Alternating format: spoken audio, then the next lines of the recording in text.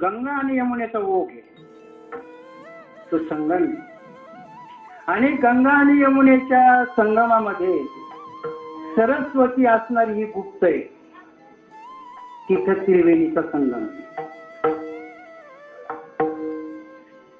पण असा संगम असून अशा संगमावर जरी आपण स्नान केलं, अशा संगमाचं जरी आपण तीर्थ केलं तरी व्यर्थ होतंय. पण साधूच्या जीवनामध्ये अशी काही एक भूमिका आहे, असं एक प्राप्तव्य झालेलं आहे की देव, भक्त आणि नाम अशी त्रिवेणी संगम. म्हणून म्हणतायत तुका म्हणे देव भक्तांचा संगम, तेथे ओघ नाम त्रिवेणीचा. म्हणजे देव, भक्त आणि नाम.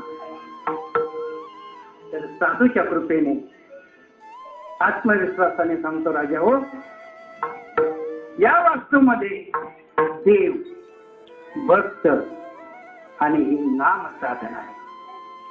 अशा या त्रिवेणीमध्ये या आणि नाहून या.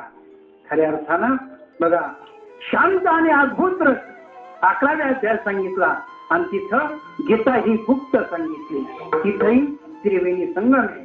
पण राजा हो, विशेष असं महत्व हे आमच्या या वस्तूमध्ये, ही आमची वस्तू नाही, ही माझी वस्तू नाही, ही सर्वांचं आहे राजा. खरंच आपलं जीवन जर कृतकृत्य करून घ्यायचं असेल तर साधना करा. साधनेला फार किंमत आहे. चिंतन करा.